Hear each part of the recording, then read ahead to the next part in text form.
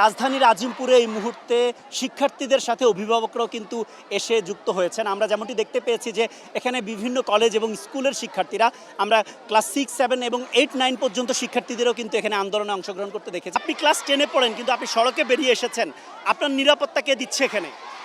আমাদের ভাই বোনেরাই আমাদের নিরাপত্তা দিচ্ছে। ভাই বোনেরা এখানে উপস্থিত আছেন, তারা থাকলে আমাদের কিছু হবে না। দেশের জন্য রক্ত দিব, আমাদের কিছুই যায় আসে না, আমরা মেধা শহীদ হব।